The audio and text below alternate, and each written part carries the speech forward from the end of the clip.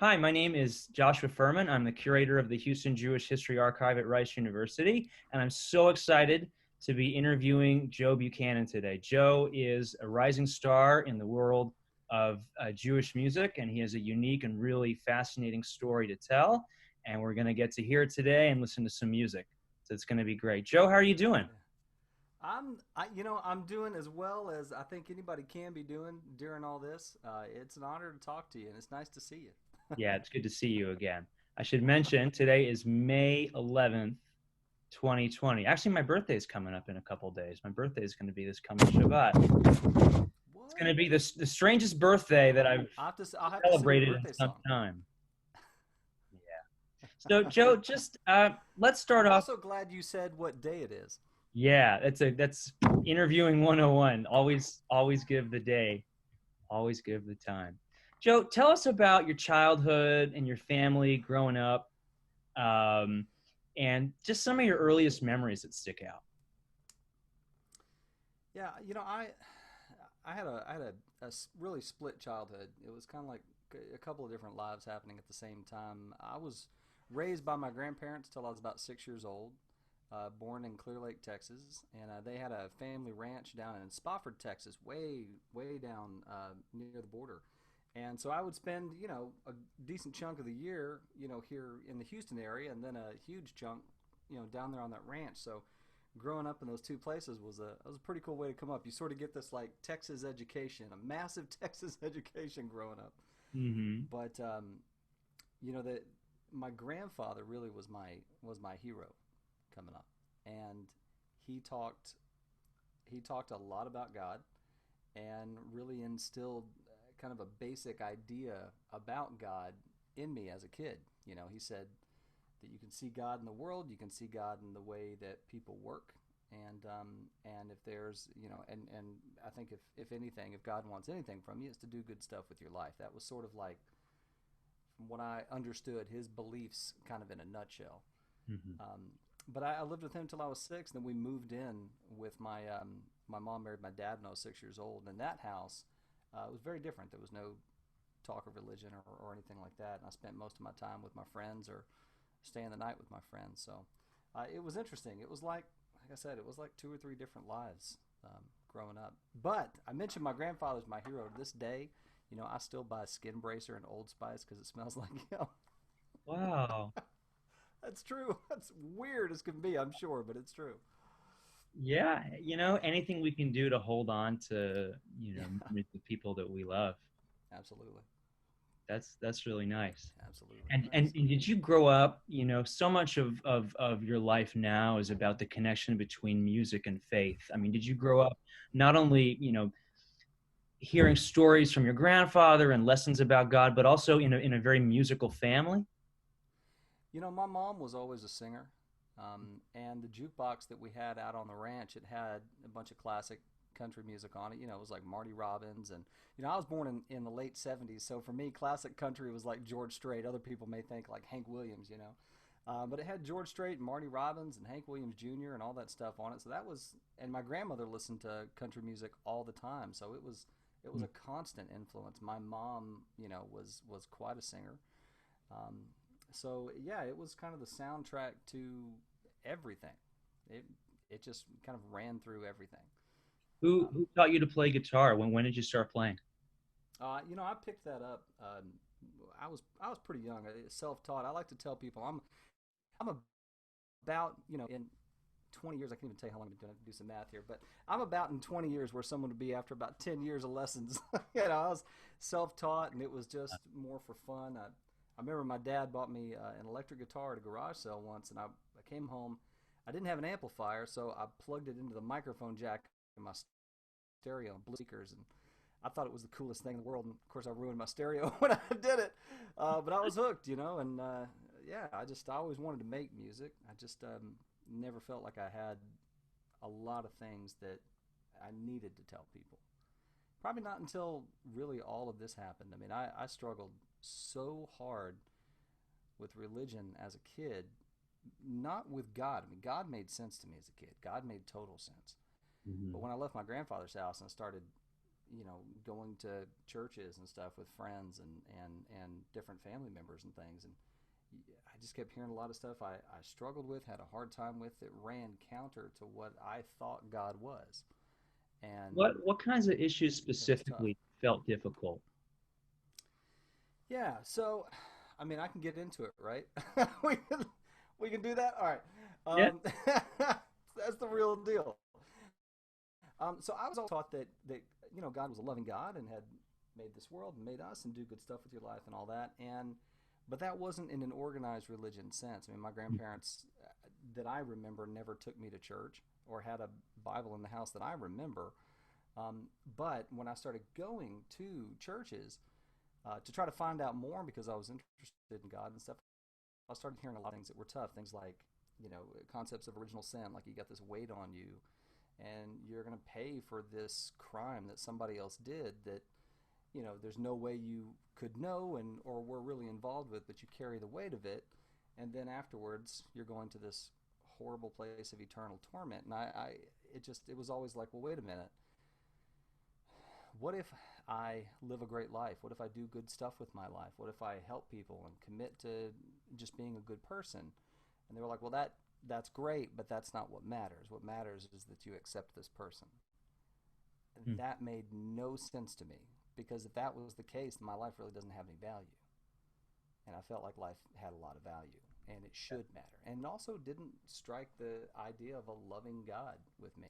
I mean, I don't mean to get all like, what was the show Les Mis where he steals a loaf of bread? If my dad steals a loaf of bread, I don't go to jail for it. Why do I carry the guilt of something that someone else did? There may be, if your dad steals something and goes to jail, you're going to be connected with that because that's your father. So there will be some consequences as a result of their actions, but you don't carry the guilt of what they've done. You don't carry the crime. And so it didn't make any sense to me. And I felt like the more questions I asked, the more you start hearing things like, well, your faith isn't strong enough, or you are a doubter, and I'm like, no, I don't doubt at all. That's why I'm asking a million questions. I need to know. And I kind of made the decision as a young person that there's this phrase, right, that says 50 million Elvis fans can't be wrong. And you hear it from enough people, and then you hear it in your own life growing up. You hear people saying things like, what's wrong with you? Why are you like this? And it starts becoming this self-fulfilling prophecy. I started doing bad stuff, and then the more you do that, the more you go, oh, well, there's the validation for it. I'm a terrible person.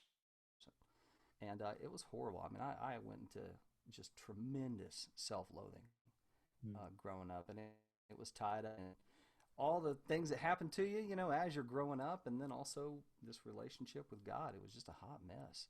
And I'm not saying that's anybody's fault. That's just how I interpreted the world. And growing up, that's what we do, right? They say that kids feel like the world revolves around them because it does. It's all they know is how things interact with them and how they interact with those things. They don't have a greater sense of the world yet. So that is their world. Anyway, it wasn't anybody's fault, but it's definitely what happened. And religion was a key part of it, a real key part of it. That's your journey. So Yeah. take us on the next step, or the next sort of turning point in the evolution of who Joe Buchanan is today. Yeah, well, again, we were talking earlier about kind of the different lives in different places. This has been a completely different life. And I will definitely take you back to the beginning of sort of how this happened, because I think that's the key of it. I was working in a gaming store where we sold board games and Dungeons and Dragons. Where was it and when? This was in Clear Lake, and a long time ago. When Many moons ago. When dinosaurs roamed the earth. Right. Welcome to Jurassic Park. I was working in this gaming store, board games, Dungeons and Dragons, miniatures, all that stuff. We didn't get a lot of customers because that's what we sold, but I brought my guitar to work a lot because I had a lot of time on my hands. And mutual friend. What's that? Business was slow? Yeah, quite. It wouldn't be slow today. Today it's crazy popular, but it was slow back then. True. So this lady walks in with a mutual friend, and she stopped the clock the second that she walked in. I couldn't have told you what day of the week it was. I couldn't have told you what my name was. I just knew that I had to know exactly who she was as soon as possible. And a mutual friend introduced us, and she was like, Joe, this is April. April, this is Joe. Joe plays guitar. And I was like, yes, yes, I do. Yes, I do. So corny, right? And I was like, can I play you a tune? And she's like, fine. And and shortly after, we were married, so music totally worked. But Love at first sight story and all of well, that. I would tell you that love at first sight exists. It did for me. My wife will probably tell you it took her a little while. But Well, we're not interviewing her today. that's true. But so when we moved in together, and I told her, I said, look, I want to get religion back in my life. I want to understand God. I want to understand what that relationship is with God and what's out there. And she was like, I'll go with you. I'm not really into all that, but if you want to explore it, let's do it. Can you So, tell us a little bit about April's background? yeah, I don't want to tell you too much, so I don't want to give it away. Don't give it away. April she was part of a military family, and Yeah. she they moved around a lot when she was young, and she was studying theater or doing theater at community colleges and stuff when I met her, and at local theater companies. So we did a few shows together early on and stuff. So that was what I knew sort of when I met her. And it was interesting to me that April would sing all the time around the house, but she would go with me to these churches, and she didn't want to sing anything. She wouldn't say the prayers. She wouldn't do anything like that. And I asked her, I was like, you don't want to sing anything? I mean, she's a Disney princess. I mean, she sings, the birds come out and do stuff, and she didn't want to do anything. And she's like, I'm just here for you. I was like, okay, well, it's fine. I went up for communion once, and I asked her, I said, you want me to bring you anything back? And she said, no, that's not how it works. And this lady had told me on my way up there, she goes, we don't do takeout. And I said, no, that's true. And anyway, in a relationship, you decide whether or not you're doing something together, or if it's just you and they're coming along. Right. And after a while, that doesn't hold water. It's very easy for compromise to turn into resentment. And although that didn't happen, I kind of put a stop to it, because I was like, we're not doing this together. I can study on my own. We don't need to go spend our time together doing this. Yeah. So something didn't feel quite right to her, but you couldn't put your finger on what it was. yeah, and she wouldn't tell me. I mean, all she would say is that this is not for me. And whenever we would talk about things like God, it was in a very general sense. And she would just kind of let me talk and like, oh, that's interesting. Really didn't say a lot about what she believed, if she believed anything at that time. Mm-hmm.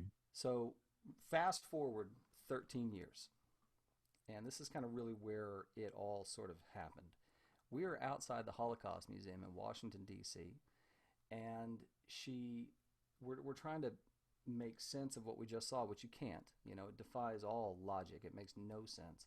And we're just shaken to the core, and she looks at me and she goes, I think I want to get in touch with my people's faith. And I was like, well, who are your people? Who's that? Yeah. And because nobody says that, and you should be concerned if someone says my people. That's not a great phrase. And I said, well, who are your people? And she goes, I'm Jewish. Like I'm supposed to know, right? And I was like, what? I said, what do you mean? How'd you get Jewish? And she was like, I was born Jewish. And I said, that's not a thing. I start mansplaining to my wife, right? I'm like, that's not a thing. You can't be born Jewish. And she's like, Joe, that's how it works. I'm like, how am I supposed to know that? Who knows that? And she's like, everybody knows that. And she goes, my mom's Jewish. I said, yeah, I know your mom's Jewish. I didn't know that just made you Jewish. And she was like, oh my God. She goes, our son's Jewish. I said, he is? Does he know that? And she's like, I don't know if he does. We should probably tell him. I'm like, yeah, I think so. And I told her, I said, look, the only thing I know is there's something about pork, but we will figure it out. We'll figure this out. So literally right there outside the Holocaust Museum, you're discovering things about April, a woman you've been married to for 13 years. Right. And there was never any, hint or discussion of this before? Knowing now what I know, there were hints everywhere. She never she never said like I'm Jewish, right? But she said that her mom was. I knew her mom was. Okay. But I didn't understand about the passing of the covenant and all that kind of stuff. And she had a Star of David necklace in her jewelry box. I thought she was just very supportive of her mother. She Mhm. had because, and I'll get to that. So and then one of the first dates we went on was her cousin's Jewish wedding, which was a fabulous wedding. The AC went out. It was like a free open bar for several hours. It was great. It's like the best That's wedding I've ever great. been to. Yeah, Yeah. it was awesome. But I didn't understand that you could just be Jewish because my experience with religion was always like you accept this and therefore you are this. That's not the model of organized religion that you grew up with. I had no exposure to it. And the truth is, I never met anyone growing up that I knew was Jewish. I never saw a synagogue ever. Houston has what the largest conservative synagogue in the country. I never saw anyone that wore any of the obvious, things, a kippah or a Star of David out in the open or anything like that. I never Sure. saw a Star of David except in 2 weeks for about 2 weeks in history class, which was a terrible way to learn everything you know about a people. Hmm. Um, I knew Interesting. nothing, and I thought I knew stuff, but so we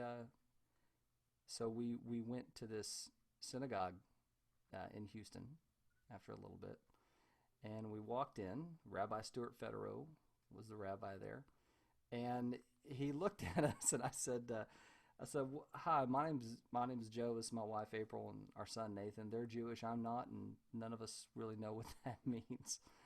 And he goes, "Well, do you want me to sum up Judaism for you?" And I was like, "Yes, that'd be great." I didn't realize what an ask that is, right? What a thing to ask of somebody. We got a million books, and Right. he goes, "Okay, With great." all And that. he goes, "Here's the deal." Right, it's a lot to do, and I didn't realize at the time. Someone recently told me they were like, "This is like the on one foot story, right? Tell me the whole Torah while standing on one foot, There is kind of thing." there is an on one And foot. so he goes, "I'll summarize Judaism for you." He said, "That's right." He goes, "Look, there's one God, and there's nothing wrong with you. You're amazing the way you are and loved by God exactly as you are. You don't have to be Jewish or anything else to be loved by God." He goes, "You don't have any weight on your soul. You're not carrying guilt from anything anyone else did, and you're not damaged goods. You're not a broken person." He said, "You're great, just like this." He said, "You do good because it brings more good in the world. That's the reward. Whatever happens next, we don't know, but this is the gift, and you got to live the gift and take care of it." And I was like, I mean, it completely rocked my world and made total sense. And I told him, I said, "Let's do it. I want to do this." And he's like, "You want to do what?" I said, I want to be Jewish." And he's like, "You don't have to." And I'm like, "No, but I want to do this." It was Hmm. like talking to my grandfather again. I mean, it made so much sense. And it was like 30 years of therapy at the same time. I Wow. didn't realize my wife loved me so much and hard enough that I started to see that I had value and started to be okay with the idea that I had value as a person. Mhm. And then Judaism came along and just the world suddenly made sense. And I felt like I had a place in that, not just where I Do you was. ever wonder? I mean, it's so It was interesting to amazing. think about, these moments in our lives and the people that we just happen to meet and that have an impact on us. I mean, if you hadn't gone to the Holocaust Museum, or if you hadn't had that interaction with that rabbi, um, things could have flipped Right. in any number of directions. You know, it's really interesting to think about. So tell me about learning to be Jewish. Tell me about the conversion process. What was that like for you? It was great. It was truly great. Rabbi Stewart's an amazing teacher, and we had classes every week, and you had to go to services and take in and bring a lot of questions. It was a lot of debate and open discussion, and it was amazing. It was the best way I think to learn about not just what Judaism is at its core, and learn about the Jewish people and how all this works and what you're going to be agreeing to do, by accepting this, but also how it's different. I mean, a big part of what Rabbi Federow does is he is I'm trying to think, a comparative religion scholar. Because if you're going to understand what Judaism is, it's important also to understand what it isn't. And he knew what mindset I came from and what my experience was. And so kind of the whole first part of it was, here are the actual differences. And it was an amazing class. It really opened up my eyes. I still like to pop in from time to time to that class, and April will go with me. We'll just sit in there with the folks who are learning, and and the rabbi is great with it, and it's been great. It really kicked off everything with the way our new family dynamic is. It brought us much closer as a family. It brought me more into my own life I didn't realize I was outside of. It's like you talk about, what if something didn't happen? I don't know where I would be or where we would be if we hadn't have found this. I think we'd be okay, but it wouldn't be this. And this is amazing. This is amazing. And it kicked off songwriting too. I mean, I picked up my guitar that I had set down for years because I didn't feel like it was anything that I had any value as a songwriter. What were you doing professionally at the time that really you? Happening. What were you doing to make money at that time? Your previous. So at the time I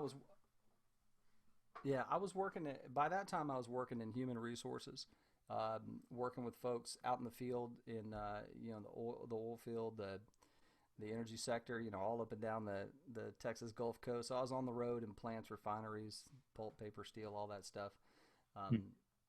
The vast majority of the time. So that was my job then.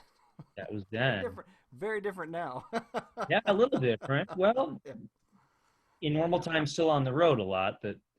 I mean, still on the road. Yeah, I mean, now as a touring artist, I mean, I'm on the road about 3 weekends a month, except for obviously right now.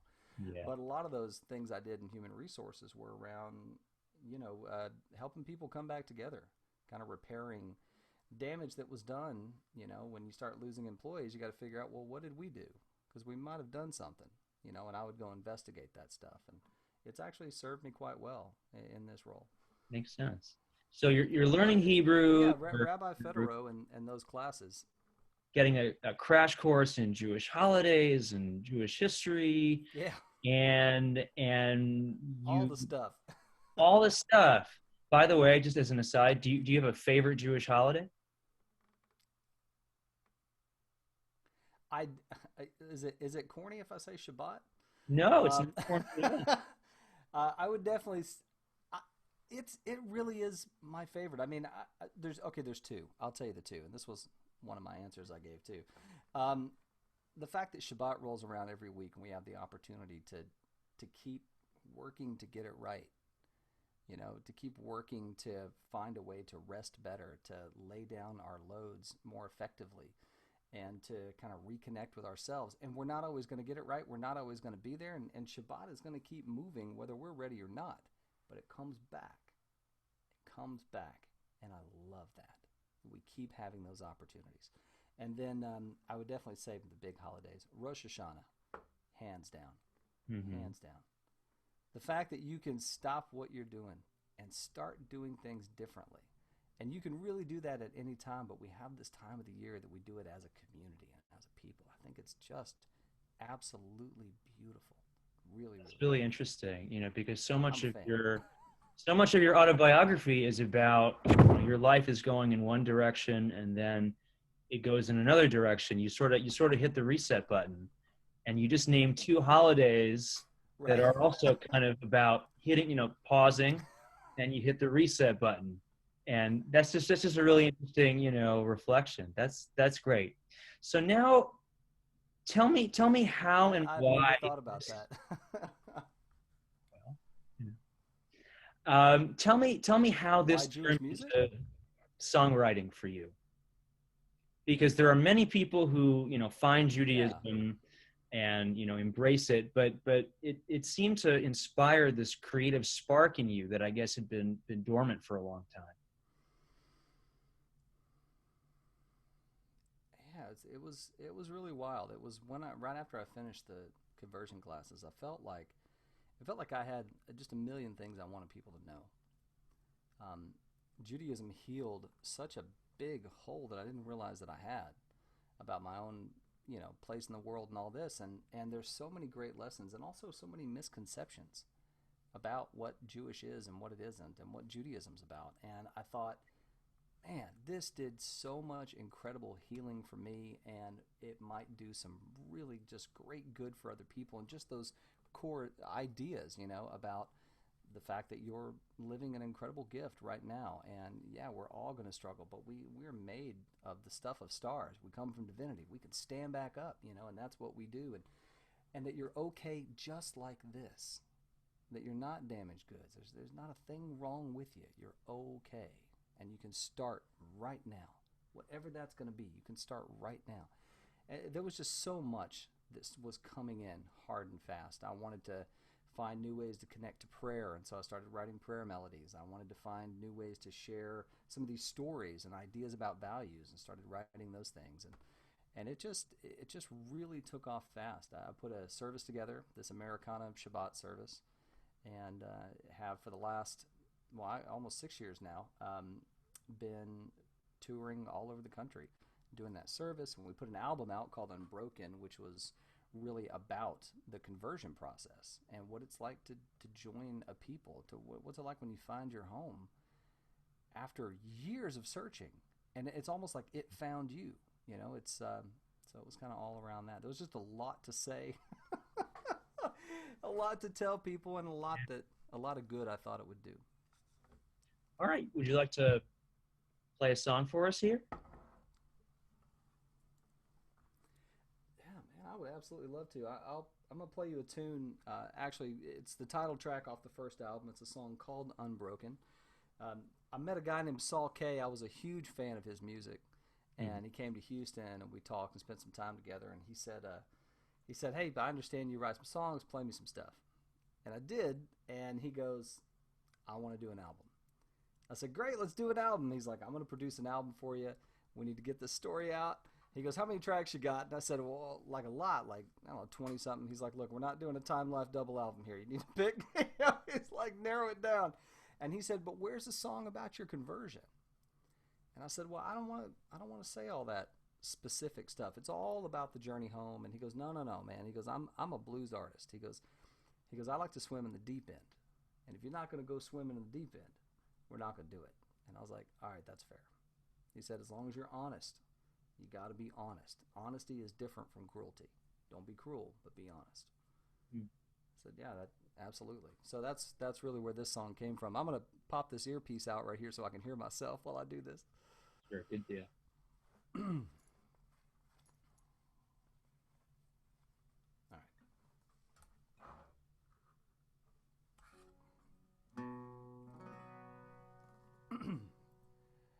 This is for you. This is for me.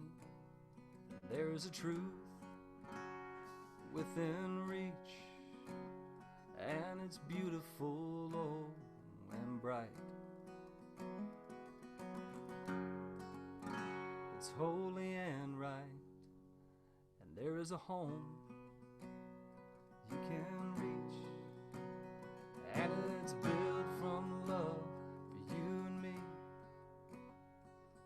There's plenty of room for us under that tree. And I was looking for God all my life, being told God was good, but I wasn't right. Being told that I was born with a weight from someone else's mistake. And you are told that unless you say yes, you will pay for some ancient and old failed test. And no matter how good your life, it'll never add up in God's eyes. And your seeking leads to questions, and your questions lead to truth, and those lies dissolve, and it's just God and you, and you realize you are whole, and you know there's no sin on your soul from ages ago. You're unchained, you're unbroken, oh, you're unbound. So lift your head up high, you can smile and show God your face, even if it's been a while. Oh, and raise your glass and stand tall, 'cause you were made of love after all. You can choose to be chosen. You can stand up right off your knees, and the reward for doing good, well, it's the good in the world that you see. So I walked away from all that fear, chose a brand new path that was waiting for years, and there was plenty of room under that tree for the whole wide world. Even you and me, we're unchained, we're unbroken, oh, we're unbound. We're unchained, we're unbroken, oh, we're unbound. And where you go, I will go. Where you stay, well, I will stay. There's no veil on our eyes, there's just truth. Yeah, there's one God for me and you, 'cause we are loved by unending love. Ahavat olam.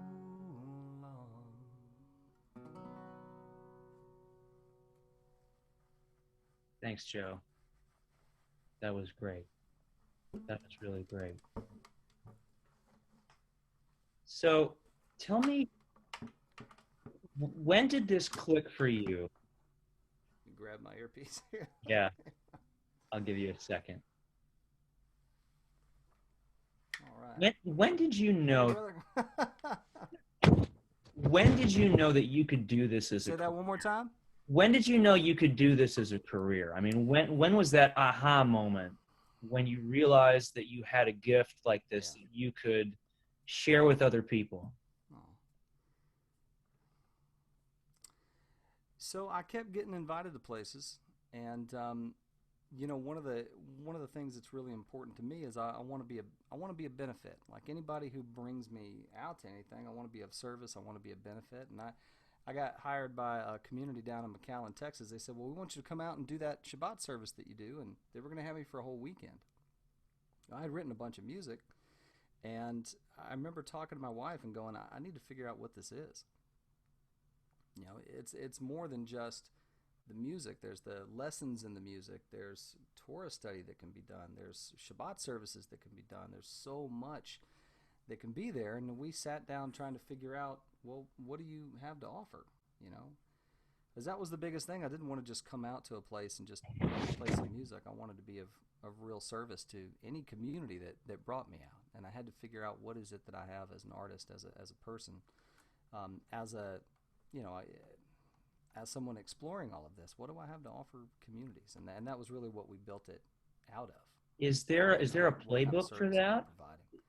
Are there people that you turn to in the world of Jewish music, and you say, hi, my name is Joe, and I'm, you know, this is what I do, and the kind of music I write. You know, how do I go about, you know, making a career out of this?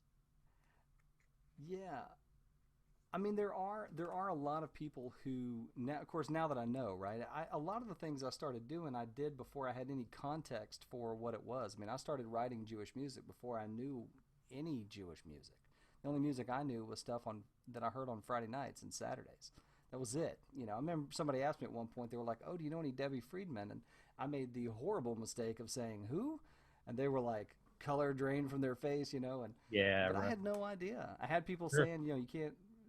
I had folks telling me like, you know, Jewish country music isn't a thing, and I'm like, well, but that's what I write, you know, and I'm Jewish, and so I had no sense of what was there. I ended up going to a conference called Song Leader Boot Camp. I remember my rabbi, you know, he sent me up there, and he was like, you know, learn as much as you can. And I saw people making Havdalah and these huge song groups, and I saw the way a lot of things about leadership, you know, can be done with music. And so I took some of those lessons and then took what I thought I could offer and provide and kind of bundled it all up together and said, I think this is what I want to do, you know. And it's grown. It's really grown in surprising ways. Yeah, I stay on the road about 3 weekends every month. I do the services, concerts, Torah study. I do workshops around converting to Judaism and some of the struggles that people find in that, what it's like to separate from one thing to another. And through that, have also connected with huge groups of converts all over the country, people who are going through this. And it's been it's been incredible. It's been really incredible. And Yeah. I feel like through this, I feel like I'm still trying to earn it, you know, trying to earn getting to be here. And Hmm. I think this music and this service is one of the ways that I can do that. Do you, I, you might be the greatest ambassador for Texas Jewry today. Um, and you hear a lot. You hear a lot. There's Jews in Texas. Still there's in the minds, I think, of some people, um, who are used to a Jewish identity that's very New York centric. This idea that you don't have Right. Jews in Texas, right? Or if you do, um, they fit a certain stereotype. So I mean, have you found in your travels and in your work, people are kind of shocked or surprised that there is vibrant Jewish life in Texas? Constantly, constantly, and Yeah. it's absolutely surprising. But at the same time, what a delight to be able to say, you know, you bet there is, and you know, And and here here's it how it goes. I is. mean, I really, I'm, you know, it's funny. I'm look. You mentioned what you did about, you know, representing Texas and Judaism and stuff, and I'm sitting here realizing that my room looks like a bar in here. And but yeah, it's It does. I No, get that a lot. I get that an awful lot, and right. And Jewish country it's an music. I mean, honor to it's be able to not like represent you Texas on the road it's to not like folks. you stepped into a genre that has um, a lot of voices that we're used to hearing, right? Um, Right. I'm interested, I know I asked you about influences early on, but can you talk about as you've matured as a performer of Jewish music, and obviously in terms of country music, who do you listen to now for inspiration? Who do you enjoy playing with?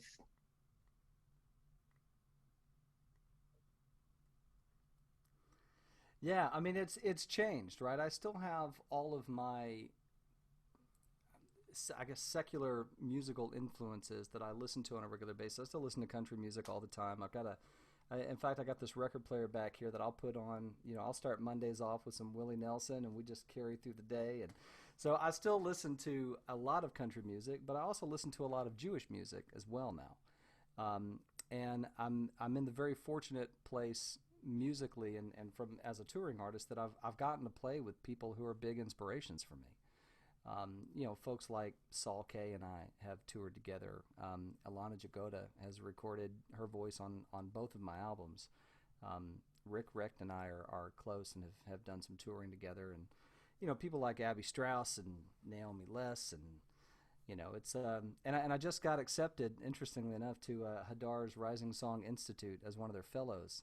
Mazel. For the next 2 years. So that'll be a whole new Jewish, it'll be a whole thing, and I'm excited. But I listen to those folks and have had the chance to play with them too, which has been huge. It's been real huge. That's really great. You want to play another song for us? Thank you. Yeah, I would sure love to. In fact, I'm gonna play another song. This is off the first album. Stuart, or Rabbi Federow. We've gotten so close, I find myself sometimes just calling him Stuart. Rabbi Federow had asked me early on, he said, well, why don't you write a song about the High Holy Days? And so I started writing what was originally a kid's song. I didn't realize that it was a song I needed to hear so much. So I'm going to play that one first, and then I got a follow-up tune for you. Sounds great.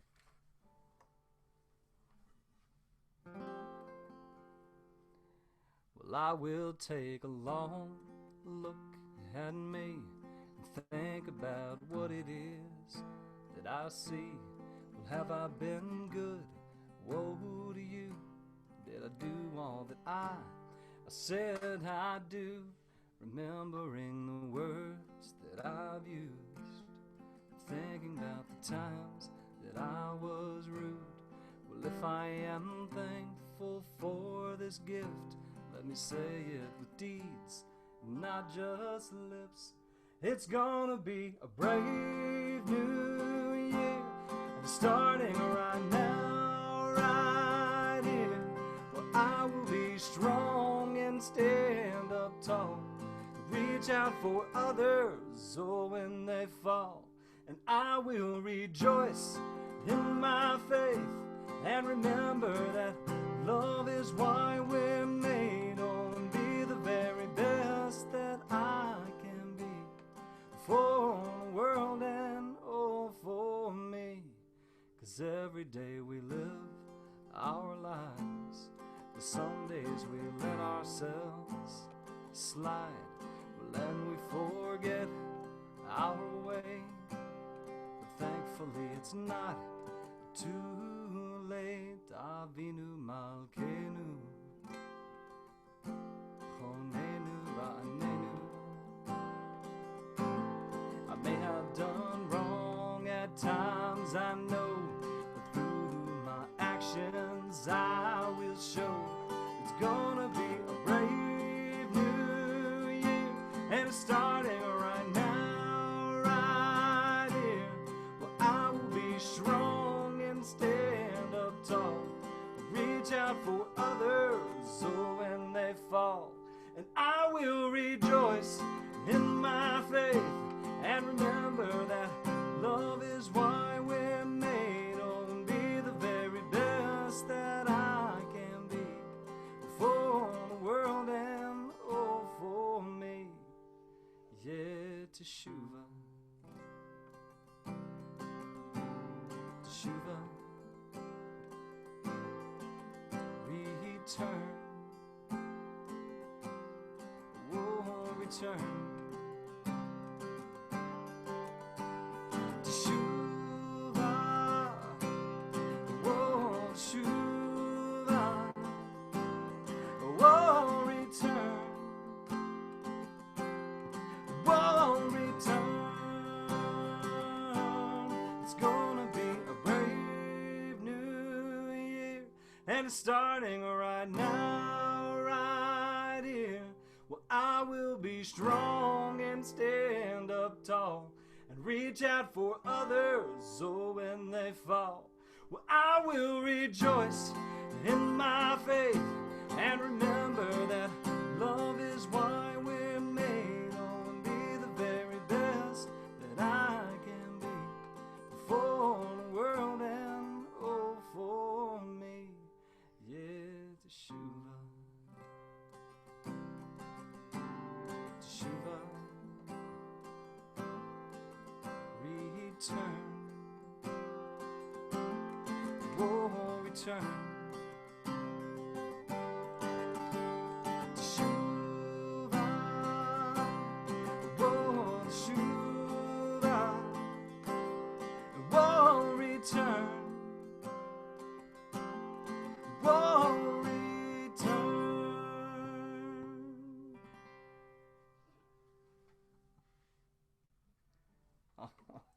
And if it's okay with you, I'll play one more tune. This is actually off the new album. This is a song called Better Together.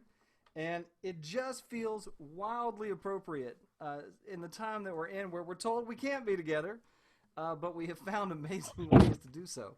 Yeah. So this is, I got invited, same community, down McAllen, Texas. One of the last few times they brought me out, they said, why don't you come out and do a song about social justice, right? I was like, all right, sure. So I started looking up all these social justice songs, and there's a million great songs. I was like, wow, I got a big library to pick from. So I did the thing I tend to do when there's a lot of options that I could take. I tend to just do my own thing. So I wrote my own song, and that's what this was. So this is called Better Together.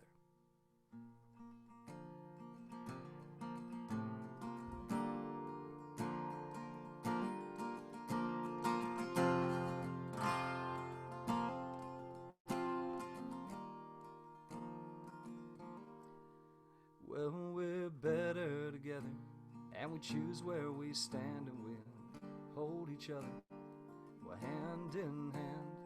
We hold the line that we drew in the sand, and we'll make it home safe where it all began.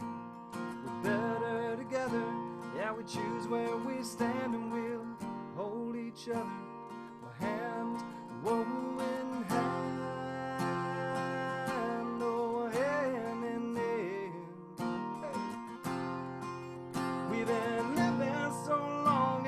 Shade of a life we want to live. We're thinking about how much we take and how much we give. This heart we're feeding is starving for something real. It's about the good you do, not just the good you feel. Better together, we choose where we stand, and we'll hold each other, well, hand in hand. And we hold the line that we drew in the sand, and we'll make it home safe where it all began. We're better together, yeah, we choose where we stand, and we'll hold each other, well, hand, whoa, in hand.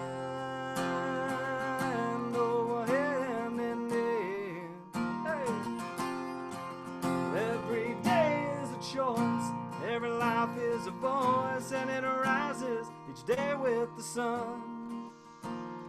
We pick the verse and the chorus and the words, we sing it with everyone.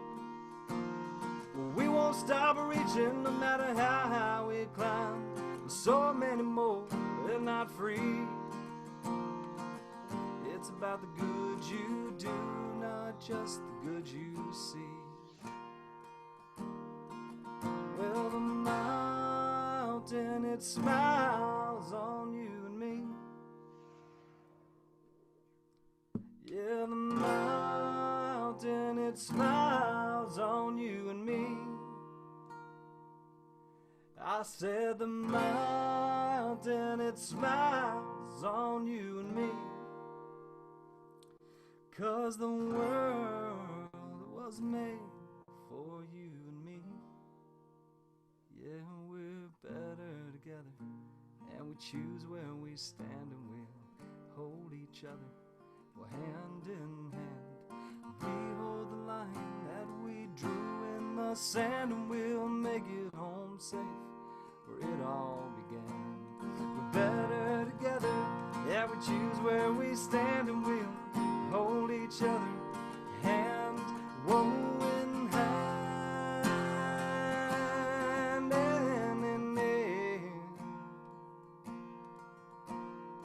Better together, we choose where we stand, and we'll hold each other, hand in hand.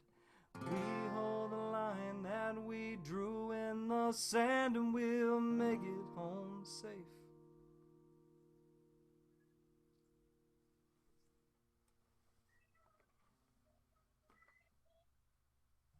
Thanks, Joe. That was great. That was great. This is such a treat. My pleasure. Thanks so much. So, normal times, you're on the road 3 weeks, 3 weeks out of four, or 3 weekends out of four. And, Yes, it's May 2020, and we've all been, home since March. What was the last gig that you did before things shut down? Oh, wow. What was the last gig? It was 2 months I ago, but it believe feels like a it was lifetime ago. up. It was 2 months ago. I was with good people. I was up near the Chattanooga area and Dothan, Alabama, up in there. I say up in there. Everything's up in there from Texas. Everything's up in there. I mean, down from here is you're in the Gulf. So it's good to be up. It's good to be up. I mean, did you have any idea That's right. that would be your last, in-person gig for a while? Oh, not in the slightest. So Yeah. I mentioned that we had this new album, this Back from Babylon, and we had a tour planned out for the vast majority of the year. I'm talking, like I said, like 3 weekends every month in a different community all around the U.S. We were going to promote the album. The tour was like all wrapped around it. We were going to shoot videos and release them based on songs on the album. I mean, like we had a whole thing. And, like anyone who does any kind of work like this at all, that's all been completely stopped. So yeah, it's been well. I had no clue that was going to be the last thing. Yeah. It was So how are like it you? was to everybody. Yeah. So how have you been adapting? What do you do to not only stay busy but continue to promote the album, share music? That's a great question. We had, like anyone, we had to retool everything. So it sort of delayed a lot that we wanted to do, but now we're kind of getting the ball rolling. But from a live performance standpoint, we were doing these Shabbat services all over the place, and since we couldn't do that, I was like, well, we've built up quite a community around our Facebook page, and I thought, well, let me just, get great at going live on there. And so we started putting these weekly services together, and we're finding all these folks who they don't have a service that they go to, or maybe they used to go to services and they don't anymore and whatnot. And so we've built this community around that. And it wouldn't have happened if not for this. And of course, I mean, I'm still doing gigs for communities and doing a lot of Zoom concerts and things like that. But it's not only changed the nature of how we do this for the time being, I think it's forced a lot of artists to find new ways to connect with folks that they can help and that they can do this for. New ways to connect with people through their music. If they weren't on Facebook before, they sure are now. If they didn't have a Zoom account or anything like that before, they've sure got one now. I And they've didn't had know. to, I didn't know what change the way that they've. I didn't know what Zoom was in February. Right. Didn't know what it was. It's Zoom Golly Golly was about as it's changed close everything. I mean, close as I got. That was a music joke. That was for you, Joe. as yeah, and I appreciate that. I was doing the dancer for you. I saw. Uh, as terrible as this is, and it's been a horrible thing. And as musicians, we found new ways to cope. But there's people who are genuinely out of work, and it's not a great time. It's a horrible time. Um, and as weird as it is to say this, I think if there has been any plus for people who do things creatively, it's forced us to come out of our comfort zones more and find new ways to communicate and new ways to reach out and do this and new ways to be of service. For us, one of the things that we've done is we've created a lot of video content for communities because, instead of people coming to synagogue, it's like the synagogues are going, well, how do we get information out to our folks? And so they need content. So that's another thing that we've found is an opportunity to be of service. We've been creating a lot of content for communities to use and to share, and Torah lessons and music and all this. So it's been a different time. It's been a different time, but it's been good to connect with people differently too.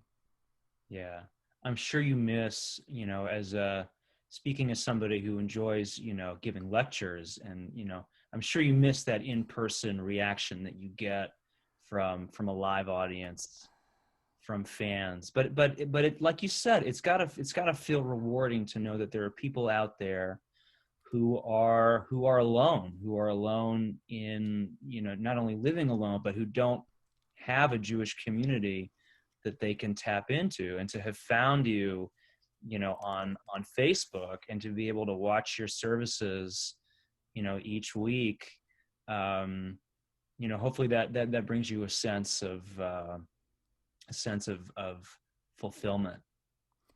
It really does, in a huge way. I mean, it's it kind of gets back to what we were talking about before of what do we have to offer, right? What are we doing for folks? And that's kind of at the forefront of all of this. What does this serve?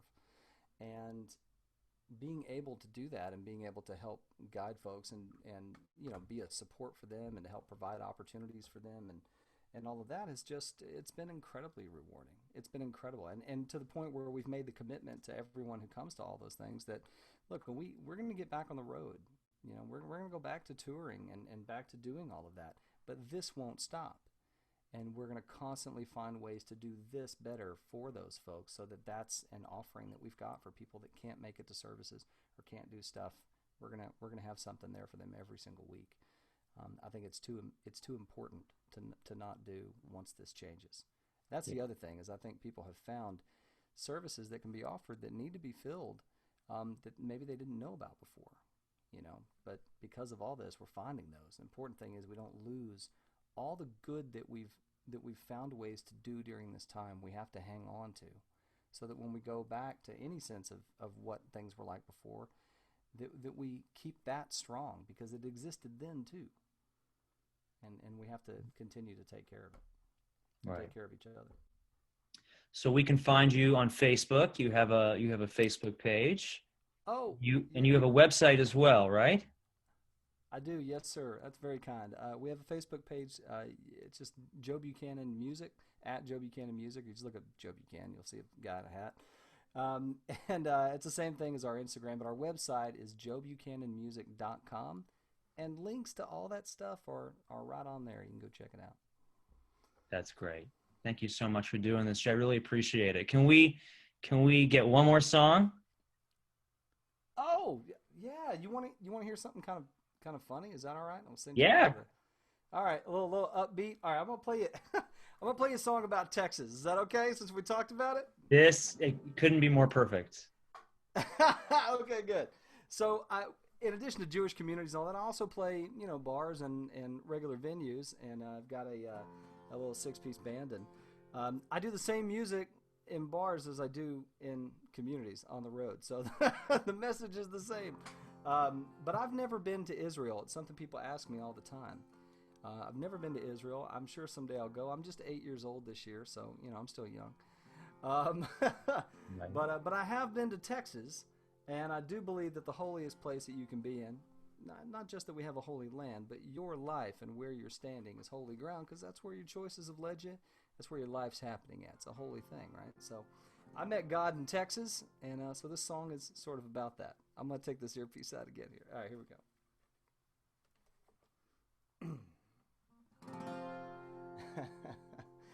Yeah, well, I've never been to Israel, but I floated the Frio River. They don't make hummus at Neil's. They make a mean chicken dinner. The mesquite trees and them singing leaves always remind me of God. Floating back in tubes feels so darn good that it might get outlawed. Yeah, Texas, Texas is like a holy land to me. It's a place where the heavens feel close, where God taught me to see. Yeah, and if I don't make my way across that sea someday, well, I'll be glad I lived in Texas, where I first found the reason to pray. All right, pick it up. Well, when I was a kid, I was trouble born, trouble did. No one thought I'd make it to 15. I was such a mess. What a struggling, well, I did my best, and the getting good was getting pretty lean. I believe God's where you are. We met under that lone star between you and God. There ain't no one between. So if you're feeling down, well, my friend, just come on down to the state where the name means anything but mean. Hey, now, Texas is like a holy land to me. Oh, yeah. It's a place where the heavens feel close. Every God taught me to see. Yeah, and if I don't make my way across that sea someday, I'll be glad I lived in Texas, where I first found the reason to pray. I'll be glad I lived in Texas, where I first found the reason to pray. I'll be glad I lived in Texas, where I first found the reason, yeah, to pray.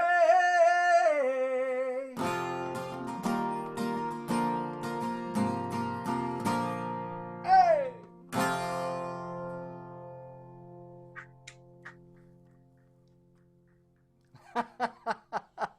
Wow. Amazing. Thanks Joe so Buchanan, much. thank you so much for taking the time to do this. What a treat. What a pleasure. This has been great. I want you to stay well, stay safe, and I'll see you on Facebook. Thanks so much. Looking forward to seeing you. And thanks so much for doing this. You're amazing. Oh, You're an absolute delight to spend time with, brother. my pleasure, Joe. Be well. Thank you. You too.